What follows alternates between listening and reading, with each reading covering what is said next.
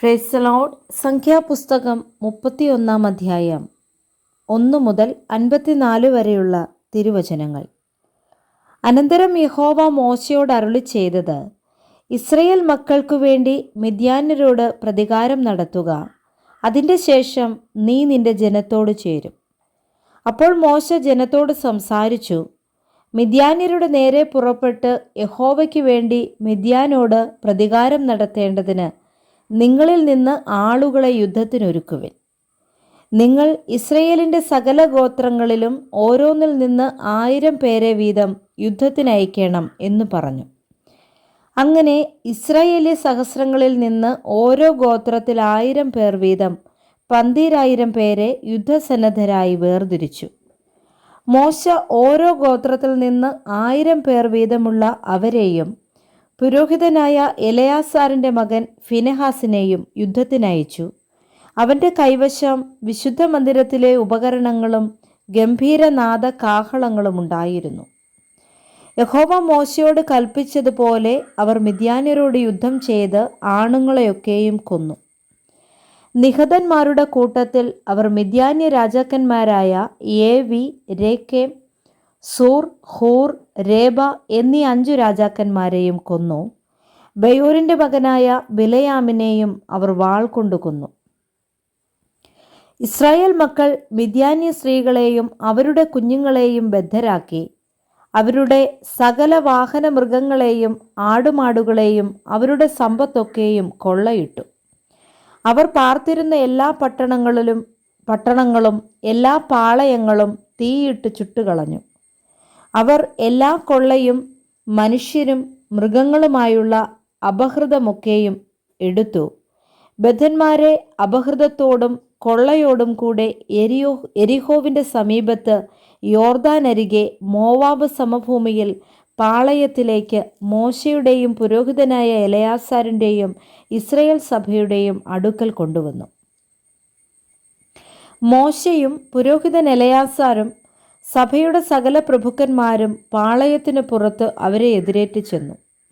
എന്നാൽ മോശ യുദ്ധത്തിൽ നിന്ന് വന്നിട്ടുള്ള സഹസ്രാധിപന്മാരും ശതാധിപന്മാരുമായ സൈന്യനായകന്മാരോട് കോപിച്ചു പറഞ്ഞതെന്തെന്നാൽ, നിങ്ങൾ സ്ത്രീകളെയെല്ലാം ജീവനോടെ വച്ചിരിക്കുന്നു.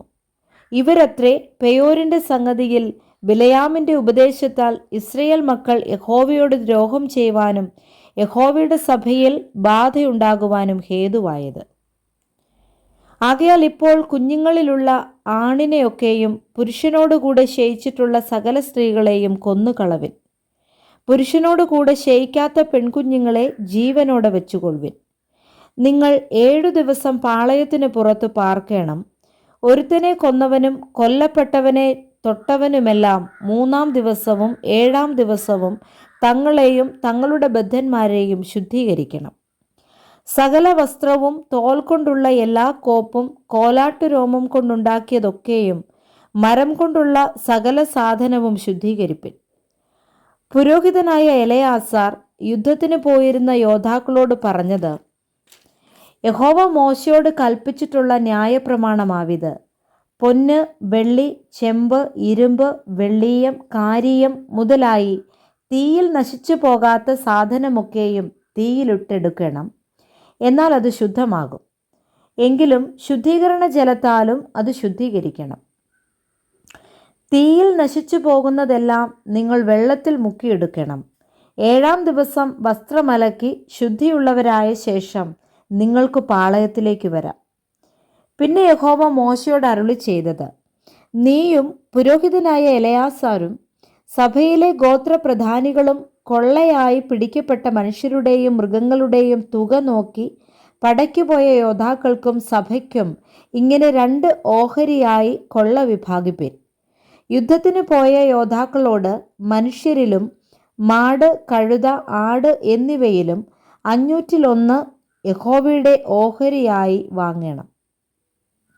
അവർക്കുള്ള പാതിയിൽ നിന്ന് അതെടുത്ത് യഹോവയ്ക്ക് ഉദർച്ചാർപ്പണമായി പുരോഹിതനായ എലയാസാരിന് കൊടുക്കണം.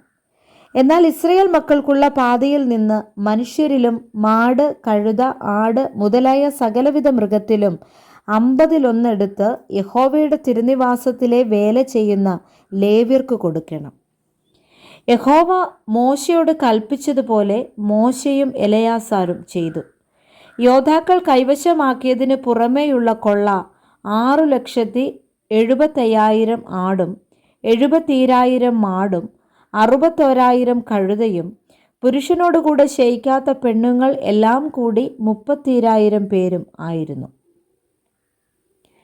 യുദ്ധത്തിന് പോയവരുടെ ഓഹരിക്കുള്ള പാതിയിൽ ആട് 3,37,500. ആടിൽ യഹോവയ്ക്കുള്ള ഓഹരി 675. കന്നുകാലി 36,000.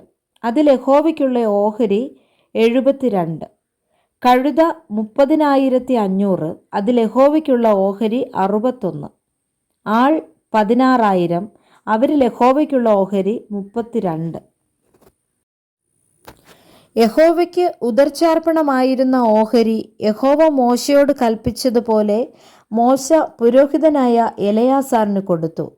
മോശ പടയാളികളുടെ പക്കൽ നിന്ന് ഇസ്രയേൽ മക്കൾക്ക് വിഭാഗിച്ചു കൊടുത്ത പാതിയിൽ നിന്ന് സഭയ്ക്കുള്ള പാതി 3,37,500 ആടും 36,000 മാടും 30,500 കഴുതയും 16,000 ആളും ആയിരുന്നു. ഇസ്രയേൽ മക്കളുടെ പാതിയിൽ നിന്ന് മോശ മനുഷ്യരിലും മൃഗങ്ങളിലും 1/50 എടുത്ത് യഹോവ മോശയോട് കൽപ്പിച്ചതുപോലെ യഹോവയുടെ തിരുനിവാസത്തിലെ വേല ചെയ്യുന്ന ലേവ്യർക്ക് കൊടുത്തു. പിന്നെ സൈന്യ സഹസ്രങ്ങൾക്ക് നായകന്മാരായ സഹസ്രാധിപന്മാരും ശതാധിപന്മാരും മോശയുടെ അടുക്കൽ വന്ന് മോശയോട്, അടിയങ്ങളുടെ കീഴുള്ള യോദ്ധാക്കളുടെ തുക നോക്കി ഒരുത്തനും കുറഞ്ഞു പോയിട്ടില്ല.